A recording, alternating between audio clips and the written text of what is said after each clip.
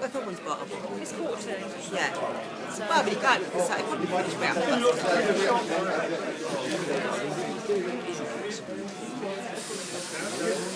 other 130 books, I was took over while.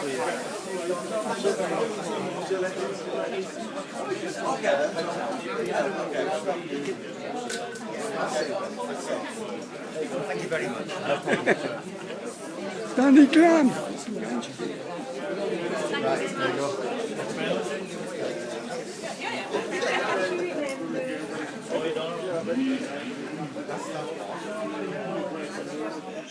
And they just soared by the through us because we weren't playing the Blue Beat or Skull, whatever it was in those days. We were playing like rock songs, and it wasn't long before we actually got out of that English. But it did its job. It did get us known. Let's go right back even before then. When did you become a drummer? When did you know that you were a drummer? It's not actually from the Boy Scouts. It sort of started when I was 11 years old, but I was in the 6th Bilston Boy Scouts movement, and I wanted to play drums, but before you could play drums, you had to sort of play the bugle first. And I couldn't get a sound out of that thing. I used to stand in the back of it. Yeah, I sort of pretended I wasn't getting annoyed. That found me out, and then I got sort of put onto drums there. Well, cleaning drums to start with. And I always say my very first set of drumsticks I made from the stem of an artificial Christmas tree. I mean, I painstakingly, like a week's carved them, sort of going around, sort of like I actually measured the length and everything. I varnished them. First time I used them, they broke. Because I'm not knowing about wood, you see. But it was just. I wish I still had those. It was. I felt pretty good when I made them, and like I said, the first time I used them, they broke. And then like I said, then it went into playing. I did eventually go playing drums in the Boy Scouts, and like Sunday mornings, the parade marching around Bilston. Yeah. And your style, powerful power driving style, is that something you evolved over time, or were you always that sort of drummer? No, not really. It sort of it came about because like the rest of the guys, like Jim, David, Nod, they were playing so loud, and it's before the days of things being mic'd up. So I had to compete, so that's really how I started sort of playing loud to sort of compete with the other three. Let's go back. I mentioned, so I introduced you that in a way you are the founder member of Slade because you were in the Vendors, weren't you? Yeah. And then Dave Hill came Dave along. came to us, What it was the group was Johnny Howells and Mickey Marson and myself. We used to just play, there's only the three of us. We used to play basically 21st birthdays, weddings, things like that, or the youth club. And I remember the one time Johnny had got us this guy job at in Tipton somewhere, a working men's club. And he said, we're getting paid. Paid? He said, we're getting £6. I said, we get paid for doing this. It's put other things you never think about. I remember we had then in those days, we had 30 bob each. And it was like £1.50 as it is now, and the balance of the money went to Johnny's dad because he was just to supply us with teas and biscuits. And were you doing a quite proper job at the time? Yeah. I used to work in Willenhall. In those days, it was BICC foundry, iron foundry. I used to work in the lab there as a metallurgist. I'd sort of basically dropped out of college because I found drums and that was it, and everything else went out the window. And then I had to get a job, sort of basically to pay for my drums and sort of pay my board keeping to live with my mum and dad. Really.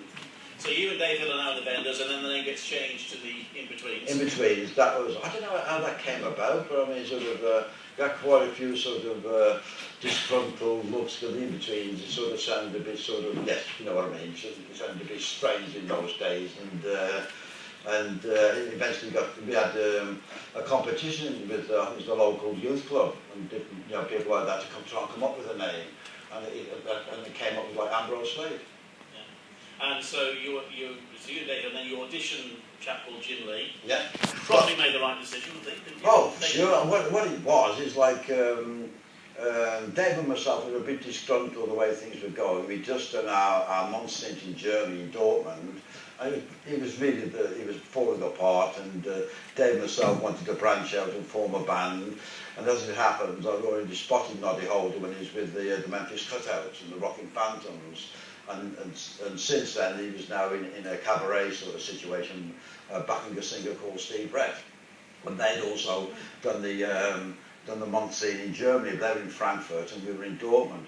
But when we came back, actually Dave and myself bumped into Nod in the store in Wolverhampton Beach, his store, in the coffee shop upstairs. And then we just sort of got talking about forming a band.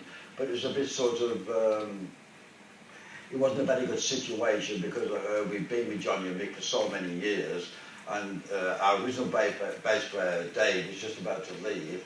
And so we were auditioning for bass players, and that's when Jim Lee came along. I mean, I think he was just about 16 at the time, with a red nose, you know, sort of thing. And, sorry? Still out, but that's through whiskey now. Yeah, and we auditioned, and then we sort of, I remember our first rehearsal was with the four of us, was at the 3 Million Devote in Warsaw. Yeah, Beachside. Yeah, Beachside Estate, yeah. Isn't it? It's housing association. What is it? What is it? A laundrette? What, sorry? Okay, that was our first rehearsal. The very first song we ever played together was Mr. Pinnacle by Otis Redding. And when you're now working, and you're working hard, you're performing a lot. Yeah. Did you know then that you were going to be as big as? You never do you? Really? It's one thing. It's a pipe dream, basically. It is a pipe dream. We felt something. There was something special there. But you never think of, like, you see things, you know, like bands on TV, and you see like the old package tours as it was at the time with Cliff and the Shadows and people like that. You always have that little dream, but it's a distant dream, really. And it was a crowded market at the time, wasn't it? There was a lot of bands around trying to break through. It was incredible, I mean, especially because the Liverpool scene had broken like mega with the Beatles and everybody that came from Liverpool and things like that. And I mean, even around Wolverhampton, there's so many bands, but there's also a lot of gigs, like the kind of all the different pub gigs around. And we could play around Wolverhampton for like near enough a month and not go back to the same place. There was like so many gigs around in those days. What was going on at Euston then and that thing? What was that all about? Well, what it was, we'd done this sort of recording thing, a recording audition at Fontana Records, and it was before the days of, we were writing our own songs then, and we did this like album, it became called Beginnings, and that's when we met Chaz, and he found this song called While Winds Are Blowing. And we didn't particularly like it that much, but like Chaz was such a powerful character, so we recorded it. And what it was, we went down to London on the train. In those days, it was 2 guineas return to London. I don't know what it is now, but it was 2 guineas return. And then we just, as you can see, we just filmed around Euston Station. And the last shot was us getting on the train, coming back here to Wolverhampton. Because the director of the shot said, that is going to be the last shot, so we're going to make it right, because you'll be gone. And so that's what that is. The last shot is this, us coming back to Wolverhampton. So by the end of the 60s, you're getting there, aren't you? You haven't quite broken through yet, but you mentioned the Beginnings album. Well, that was towards the end of the 60s, because like that was 68 that was released. And then the head of the record company, Fontana, Jack Baverstock, he really believed in us. He was so good for us, he really believed in us. And he sort of said to us, you need London management. He said, you're not going to do much being stuck in Wolverhampton, you really need someone to look after you from London. And we said, we don't know anyone, can you, sort of maybe mention our name to someone and sort of try and get somebody interested. Anyway, still in the studio recording, and I remember looking through the control room window and seeing Chas Chandler there. And it was like, that was the guy from the Animals, and he's the guy who found Jimi Hendrix, he discovered Jimi Hendrix. I was sort of like, I was mouthing to the other guy. And of course, like, we walked up, and he was such a lovely bloke, and he sort of introduced himself, we were talking, and that's it, we never heard of him again. And then we were with an agency in Sedgley in those days, and Chaz, he was in partnership with a guy named John Gunnell, who was involved in the Robert Stigwood agency. And they sort of went down to see him, sort of talk, and we found out later they sold the contract for £400. And then we got asked to go down to sort of have a meeting with them.